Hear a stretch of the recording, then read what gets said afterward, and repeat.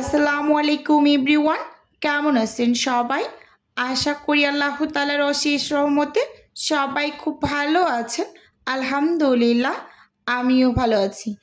আজকে আমি আপনাদের সাথে শেয়ার করব চিকেন রোলের রেসিপি। অর্ডারের জন্য আমি কিভাবে চিকেন রোলগুলো তৈরি করে ফ্রোজেন করে ডেলিভারি করি, A to Z ভিডিওটা আপনাদের একটু দেখিয়ে দেব। আশা করি আপনাদের কাছে ভিডিওটি ভীষণ ভালো লাগবে এবং উপকারেও আসবে। যারা ঘরে বসে হোমমেড বিজনেস শুরু করতে চান তাদের উপকারে আসবে। তো প্রথমেই এখানে আমি 1.5 কেজি মুরগির বুকের মাংস নিয়েছি। আমি সব সময় বাজার থেকে বুকের যে সলিড মাংসগুলো পাওয়া যায় ওটা 410 টাকা করে কেজি এখন। তো সেই মাংসগুলোই নেই। তো এখানে আমি 1.5 কেজি পরিমাণ মাংস নিয়েছি। তো মাংসগুলো ছোট ছোট করে কেটে ধুয়ে পানি ঝরিয়ে নিয়েছি, কোনো টাইপের পানি নেই এরকম। তারপর এর মাঝে আমি 1.5 টেবিল চামচ রসুন বাটা এবং 1.5 টেবিল চামচ আদা বাটা দিয়েছি।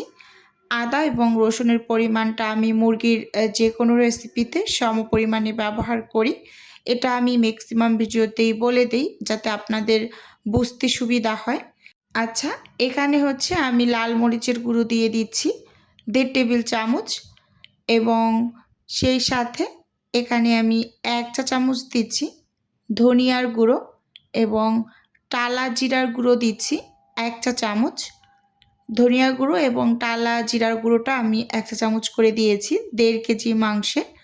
সেই সাথে এখানে আমি 1 চা চামচ গরম মশলার গুঁড়ো দিয়েছি। আর আমার হাতে বানানো একটা মশলা, এখানে সব ধরনের মশলা গুঁড়ো করা আছে, তো সেটা আমি 1 টেবিল চামচ দিয়েছি। এবার এখানে আমি সয়া সস দিয়ে দিচ্ছি 1.5 কেজি মাংসের জন্য। এখানে 4 টেবিল চামচের মতো সয়া সস দিয়েছি। আসলে যেহেতু এখানে মাংসের পরিমাণটা একটু বেশি, সেজন্য সয়া সসটা আমি একটু বেশি করে ব্যবহার করেছি।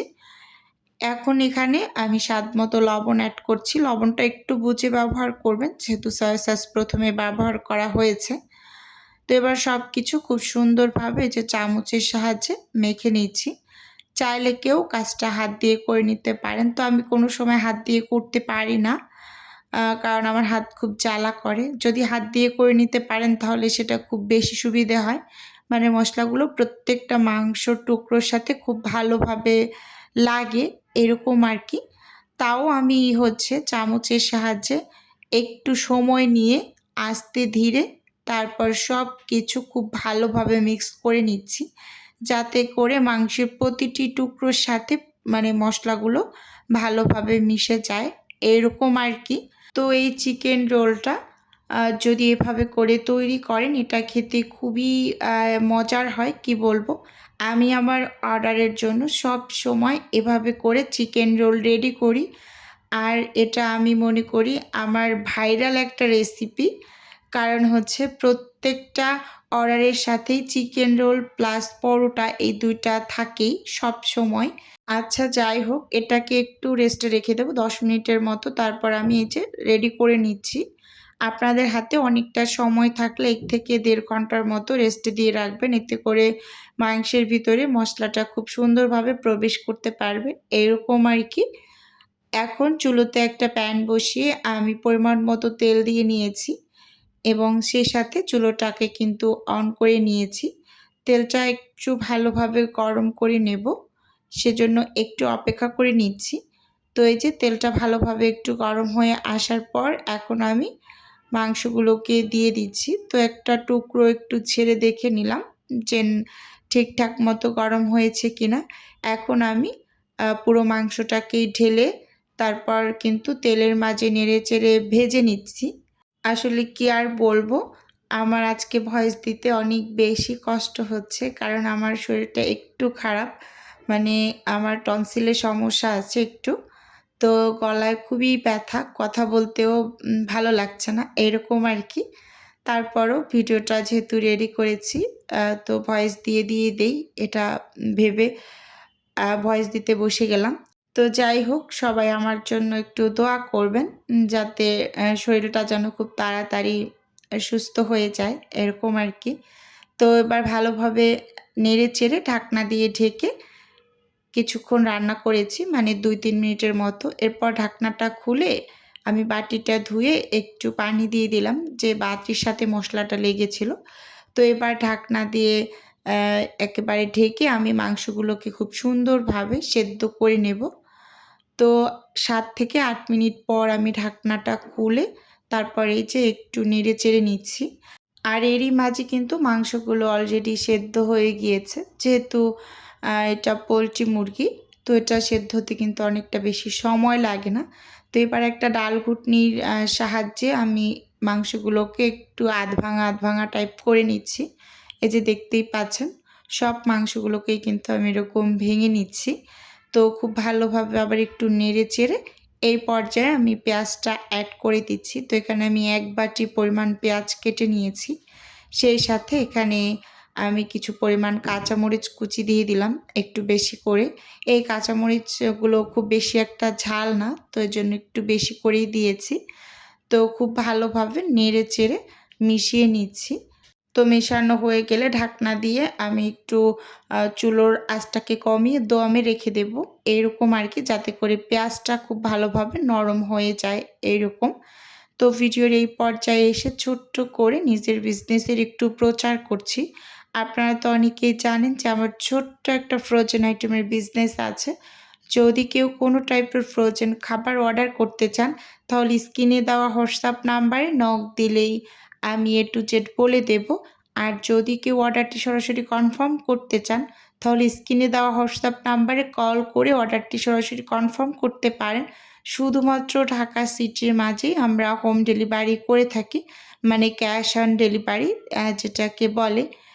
যাই হোক, তো সব কিছু ভালোভাবে নেড়ে চেড়ে মিশিয়ে নিয়েছি। পেঁয়াজটাকেও অলরেডি নরম হয়ে গিয়েছে এরকম আর কি। তো এখন এখানে 1 চা চামচ কর্নফ্লাওয়ার সামান্য একটু পানি দিয়ে গুলিয়ে আমি দিয়ে দিলাম। এতে করে চিকেন রোলের ভিতরে যে পুরটা থাকবে, ভেজে নেওয়ার পরে পুরটা অনেকটা মানে জুসিনেস বজায় থাকে এইরকম আর কি। তো এখন হচ্ছে এখানে আমি টমেটো সস দিয়ে দিচ্ছি। 2 টেবিল চামচ উঁচু করেই দিয়েছি। তো এবার দিয়ে সব কিছু খুব ভালোভাবে নেড়ে চেড়ে মিক্স করে নিচ্ছি। তো এর মাঝে আমি অফ ক্যামেরাতে একটা স্বাদে ম্যাজিক মশলা এখানে অ্যাড করছি। অতটুকু অংশ আসলে স্কিপ হয়ে গিয়েছে, আমার মানে ক্যাপচার করতে খেয়াল ছিল না এরকম। তো এবার এখানে ধনিয়া পাতা কুচি দিয়ে দিচ্ছি। আর এই ধনিয়া পাতাটা আমি একেবারে ডিরেক্ট উপর থেকে মানে চাকু দিয়ে কুচি করে দিয়ে দিলাম এরকম। কারণ হাতে একেবারে কম সময় ছিল। আচ্ছা যাই হোক, কেচে পুরটা একেবারে রেডি। এবার এটাকে চুলো থেকে নামিয়ে এপাশে হচ্ছে আমি ব্যাটারটা রেডি করে নিচ্ছি। চিকেন রোলের শিটগুলো বানিয়ে নেব। তো এখানে আমি মোট হচ্ছে 5 কাপের মতো ময়দা নিচ্ছি। তো আমি তীর ময়দাটা ব্যবহার করছি। আপনারা যারা বাসায় রেডি করতে চান, তারা এখানে যে কোনো টাইপের আটা দিয়েও কিন্তু তৈরি করে নিতে পারেন, কোনো টাইপের অসুবিধা নেই। তো এখন অ্যাড করে দিলাম এখানে প্রথমে আমি 1/3 কাপ কর্নফ্লাওয়ার এবং সেই সাথে আরও 1 টেবিল চামচের মতো কর্নফ্লাওয়ার দিয়ে দিলাম। তো অনেক আপুদেরই একটা কোশ্চেন থাকে যে আপু এখানে কর্নফ্লাওয়ারটা কেন ব্যবহার করেন? আসলে মূলত কর্নফ্লাওয়ারটা ব্যবহার করার একটাই কারণ, এই চিকেন রোলের শিটটা যাতে একটু টাইট হয়, অনেক নরম লুচলুচে না হয়ে যায়। এই কর্নফ্লাওয়ারটা দিলে এটা খুব সুন্দরভাবে একদম টাইট হয়, এটা লুচলুচে ভাবটা থাকে না, একদম পানিটা টেনে যায় এরকম আর কি। আর একটা কারণ, ভেজে নেওয়ার পর অনেকের কমপ্লেন থাকে যে ফেটে যায়, মাঝখান থেকে ফেটে যায়। এই যে নরম হয়ে থাকার কারণে এই শিটটা ফেটে যায়, এটা একেবারেই হবে না পরিমাণ মতো যদি কর্নফ্লাওয়ারটা ব্যবহার করতে পারেন। তো আজকে ভিডিওতে একটু ক্লিয়ারলি বলে দিলাম। তো এখানে আমি দুধ ব্যবহার করেছি, গুঁড়ো দুধ 1/3 কাপ, সেই সাথে চিনি ব্যবহার করেছি, স্বাদ মতো লবণ ব্যবহার করেছি। এবার হচ্ছে উইক্স দিয়ে সব কিছু নেড়ে চেড়ে অল্প করে পানি অ্যাড করে ব্যাটারটা রেডি করে নিচ্ছি। ঠিক এই পর্যায়ে এসে আমি 2টা ডিম দিয়ে দিলাম। আর এই 2টা ডিম কিন্তু ফ্রিজ থেকে আমি 10 মিনিট আগে বের করে রেখেছি। আর এই 10 মিনিটের মাঝেই কিন্তু ডিমটা আসলে নরমাল হয়ে গিয়েছে। তো এই পর্যায়ে দিয়ে খুব ভালোভাবে নেড়ে চেড়ে আমি হচ্ছে মিশিয়ে নিলাম। এবার অল্প অল্প করে পানি অ্যাড করে আমি ব্যাটারটাকে রেডি করে নিচ্ছি। এই ব্যাটারটা এমন হবে অনেক বেশি থকথকে পাতলাও না বা অনেক বেশি ঘনও না। ঘন হলে কিন্তু আপনারা ভাঁজ দিতে পারবেন না, ফেটে যাবে। এরকম আর কি, যখন রোলটা মুড়িয়ে নেবেন তখন ফেটে যাবে। কোনো টাইপের ভাঁজই দিতে পারবেন না এরকম।